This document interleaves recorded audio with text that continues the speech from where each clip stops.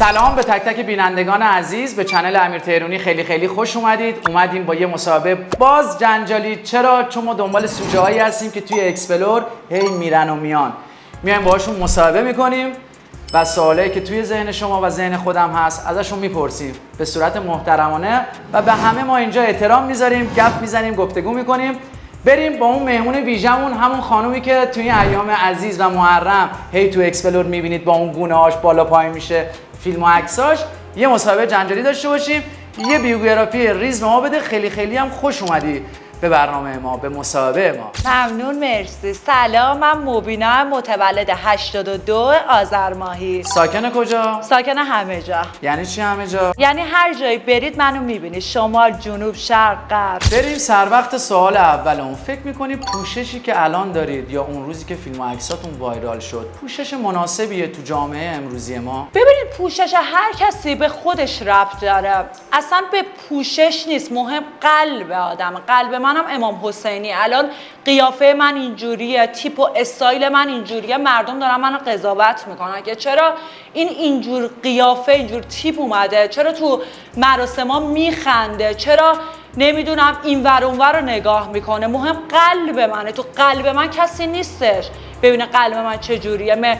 مهم نمیدونم خنده و اینا نیست. خب ببین، موضوع اینه که شما باید احترام بذارید دیگه. دسته عزاداری مردم اومدن برای عزاداری کردن، شما با این نوع سبک، استایل، تیپ، قیافه، آرایش جلب توجه میکنی و به نظر خودت احترام گذاشتی به دسته. بله. داری میای عزاداری کنی، باید پوششت نباید مناسب باشه. این پوشش از نظر خودت واقعا مناسبه؟ خب میتونم جوابتون رو بدم؟ بله.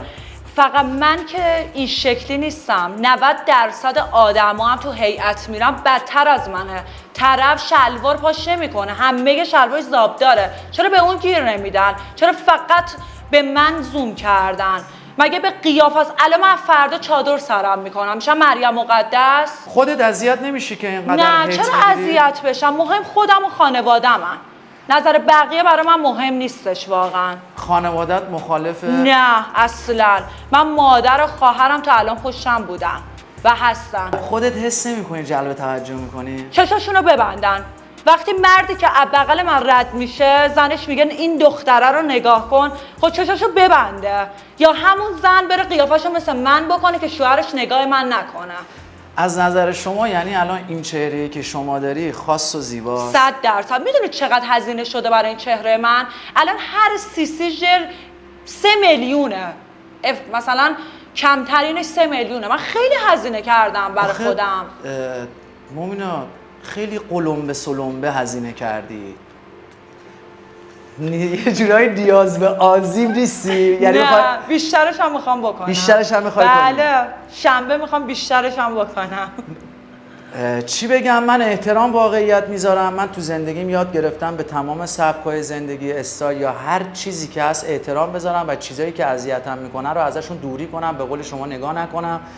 ولی برای خودم خیلی سوال شده و برای خیلی از بینندگانم واقعا احساس میکنم سوال باشه که سبک و استایل و اون صورتی که از خودتون به نمایش میذارید. ببینید الان دوره‌ایه که به خودت برسی. زن و مردم نداره. آخه تو زیادی دیگه عمل داری. خب دوست دارم.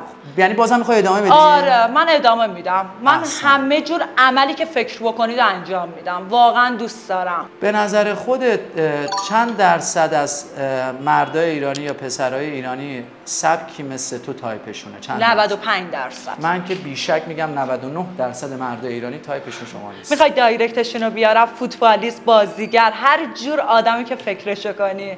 دایرکت من خوابیدم. مگه نمیگید منو دوست ندارن، تایپشون من نیستم؟ چرا 20 شاری زیر ویدیو هم کامنت میذارن، دایرکتم میان؟ چرا گل برام میفرستن؟ تایپشون هم دیگه. هیچ کسی این نچرالا رو گردن نمیگیره. من خودم بدم میاد نچرالا.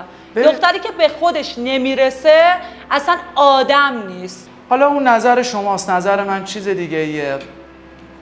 خانم‌های نچرال هستن، قابل احترام. خانمایی هم که حالا به زیباییشون، اصلا زیبایی برای خانومه، ولی از نظر من به اندازه، تو چارچوب. خودم از قیافه خودم راضیم. بعد اونایی که به شما مثلا پیشنهاد میدن، پیشنهاد دوستی‌های موقت یا ازدواجه؟ ازدواج. یعنی مردی حاضره با تو ازدواج کنه؟ پس چی؟ بعد با این قیافه؟ آره، مگه قیافه من چشه؟ خداشم باشه طرف. این همه به خودم رسیدم، هزینه کردم تو 22 سالگی.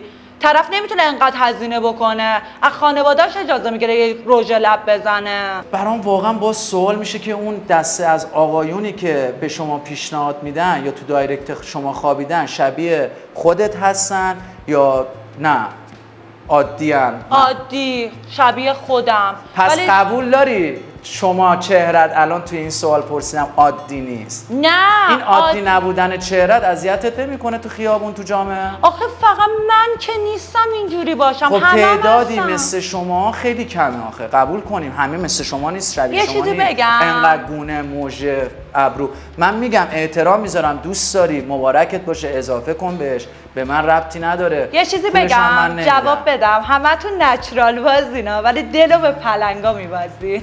من کلا نه نشرال بازم نه پلنگ بازم. من توی زندگیم اینجوری رشد کردم و به این نتیجه رسیدم که تا میتونم فقط به تنها خانومی که خدمت کنم مادرم باشه، سایش مستدام. چون دخترای امروزی حالا به نشرال و عملی و یا سبک شما یا غیر سبک شما اعتمادی ندارم و ترجیح. همتون قابل احترامید، به همتون احترام میذارم، همتون جای دوست، خواهر، آشنای من هستید، ولی متاسفانه تو جامعه امروزی ما 90%تون معیاراتون پوله، 90%تون نمیشه روتون حساب کرد و هیچ تعهدی به اون شخصی که تو زندگیتون خب میاد جواب ندارید. تو بدم. بفهم. تو دوست داری تو خونه مستاجری گریه کنی یا تو برج گریه کنی؟ خب دیگه منم همین چیزا رو از شما میشنوم، ترجیح میدم که بیشتر به مادرم خدمت کنم، چون اون مادر از بچگی تا به الان من هیچ وقت از من هیچ توقعی نداشته و همیشه مشکلات و سختی‌های من رو دوش مادرم بوده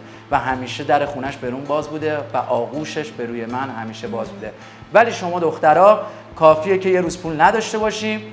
خداحافظ، بای. بریم سوال بعدی. جوابی نداری و جوابم احیانا. بریم برای سوال بعدی. ویدیو و عکسایی که ازت وایرال شد توی اینستاگرام، از عمد این ویدیو رو گرفتید یا همین ناخودآگاه این ویدیو رو گذاشتید و وایرال شد؟ این ویدیو رو اصلا هیچکس فکر نمی‌کرد وایرال بشه، تو 100 تا پیج بذارن. این ویدیو رو در حد استوری بود، محمد رضا درجزینی گذاشته بود، در حد مثلا مسخره بازی و اینا. یه دفعه دیدم ترکوند این استا رو، همه جا این استا وایرال شد. الان خوشحالی که این شکلی وایرال شده توی اینستاگرام یا نه؟ ببینید، نه واقعیت خوشحال نیستم. اینجوری میان مردم قضاوت هم میکنن، دیس هم میکنن، حرفای زشت میزنن. مگه هر کسی بیاد برای امام حسین مثلا من اینجوری تیپ و استایل میزنم بیام، مگه من دلم پاک نیست؟ خیلی قضاوت هم میکنن واقعا، حرفایی که میزنن. خب باید سعی کنی یه جوری زندگی کنی. حالا درسته زندگی هر کی به خودش ربط داره، ولی خب یه چارچوبایی رو آدم باید واقعا رعایت کنه دیگه. مثل این میمونه من الان با رکابی برم تو خیابون، خب همه بهم نگاه میکنن، میگن این چی زده، داره چیکار میکنه. میتونم روتین روزانه‌تو بدونم؟ یعنی از صبح اصلا خواب بیدار بشی؟ بله. ساعت چند؟ صبح من 12:01. خب صبح شما 12:01. احسن. سر کار میری؟ سر کار که الان بلاگری دارم ادامه میدم، تبلیغات و اینا. درسته. حالا عاشق شدی؟ نه. خب قطعا شاید عاشقت نشدن که عاشقشون نشدی. آخه کی باید قیافه که تو داری از عاشقت خودشم طرف باشه من بغلش راه برم، طرف التماس من میکنه من بغلش راه برم، حتی یه وایس بهش بدم. مثلا پسرا رو آدم حساب نمیکنم که عاشق بشم. ولی امیدوارم که اگرم خواستی عاشق بشی، عاشق کسی بشی که هم شکل خودت، که اونم عاشقت بشه چون هم شکل خودته. تایپ هم باشید، با هم ازدواج کنید، موفق باشید، خوشبخت بشید. چون از نظر من حس نمی‌کنم واقعا مبینا تایپ 99% پسرای ایرانی باشید. پسرای من میگم پسرای ایرانی واقعا دوست دارن دختر مورد علاقهش زیبای منطقی باشه، نه زیبای غیر منطقی. شما زیبای غیر منطقی عزیز من. گونه‌ت چند برابره، لبات ژل زده چند برابره، موجهات، حالا نمیدونم چه جوابی داری. خب ولی این حرفایی که داری میزنی خیلی اگزاجره است. بذار بهت بگم، این حرفایی که داری میزنی، چرا طرف مریض زده، چرا عکس با زنش میذاره، میاد دایرکت من خوابیده، من تو رو کجا فقط ببینم؟ کجا میشه تو رو من ببینم؟ چقدر پول برات بزنم؟ خب جواب منو بده دیگه. چرا میان هی به من پیام میدن؟ جواب من برای تو هستن خب طرف به زنش نمیرسه. خب مریضه. خب بذار بهت بگم قیافه‌های ما هیچ وقت تکراری نمیشه، ولی نشرای داغونه که میگی ساده ها اینا همشون تکراری میشن. ولی فکر میکنم دارم میبینم دیگه، منی که تو این استا دارم فعالیت میکنم همه مردم میان به من پی ام میدن. به نظر خودت زن زندگی یعنی 100%. من اگه پسر بودم یکی مثل خودم رو میگرفتم، هیچ وقت سراغ این دختره نچرال بوی قرمه سبزی بده بوی پیاز بده رو نمیگرفتم. 99% هم میگن اینا زنای زندگی نیستن، 99% میگن اینا با 1000 نفرن، 99% میگن اینا قیافه هاشون خزه، 99% میگن اگزاجرن. جوابی داری برای این حرفا؟ بله که جواب دارم. اونی که میاد میگه اگزاجره است، قیافه نداره، حتما قیافه زشت بوده که با ژل خوشگل شده. خب داری تو هم بزن. من دیدم مثلا خب تیپ و استایلای شما که مثلا از یه جای شلوغ رد میشن همه توجه رو به خودشون جلب میکنن، ولی توجه دیستور یعنی خنده تور، یعنی شما رد میشید ایکیپی از یه جایی بهتون میخندن. همون که میخنده میاد دایرکت من تو رو فلانجا دیدم. چقدر هزینه کردی برای خودت تا الان؟ 700 میلیون. 700 میلیون خیلیه به نظر 700 میلیون؟ به نظر من یه دختر زیبای نچرال میلیاردها ارزش داره تا یه دختری که هزاران زیبایی رو خودش انجام میده و بازم هنوز زیبا نیست. من یه چیزی بهت بگم، پسری که میاد با من تو رابطه باید خرجم کنه. یعنی ماهی 200 تومن تا 300 تومن باید بریزه تو کارتم، نگفته. یعنی من زنگ نزنم بگم فلانی به من پول بده، باید بزنه. یعنی بایدیه تو زندگی من پسری که با 206 و 207 یا دنبالم اصلا آدم حساب نمیکنم، اصلا سوار نمیشم، خطمو خاموش میکنم. یه پسری که بیاد تو زندگی من نگفته برای من پول بزنه، هزینه تو میگی عشق و علاقه و این چیزا، اصلا عشق و علاقه برام مهم نیست. پوله برام مهمه، هزینه برام مهمه. بعد میگی من خیلی دختر خوبیم، خیلی خانومم، خیلی قلبم اوکی، خوش قلبم. بعد میای الان میگی پوله خب الان این چه ربطی به این ربط داره عزیز من؟ تو علنا داری میگی پول برای من مهمه. خب من پس تو دختر خوبی نیستی؟ نه عزیزم، من قلبم پاکه. خب قلب پاکتو نگه دار برای خودت عزیز من. گوش بده، طرف خب داره میبینه اندازه 700-800 میلیون پول یه پراید. من دختری که ازم انتظار داشته باشی که براش پول 206 هستن رو خودش ریخته طرف، خب پاشم این طرفو مثلا ببرم کافه ببرمش. خب نه، میدونه این طرف چی داره؟ خرج داره. دختری مثل من خرج داره، ولی من قلبم پاکه. مثلا طرف شده پول نداشته، از اون داستان نیومدم جلوش مثلا ازش هی پول بگیرم، بهش گفتم من و تو به درد هم نمیخوریم، کیس من نیستی. چون خرجت نمیکرد. چون خرجم نمیکرد، در حد 50 میلیون خرجم میکرد. 50 میلیون چیه؟ خب رسیدیم به انتهای مصاحبهمون. خیلی خوشحال شدم که حضور پیدا کردی. سوالای من و تمام بینندگان عزیز که من این روزا کامنتاشون رو میدیدم ازت پرسیدم تا حدودی.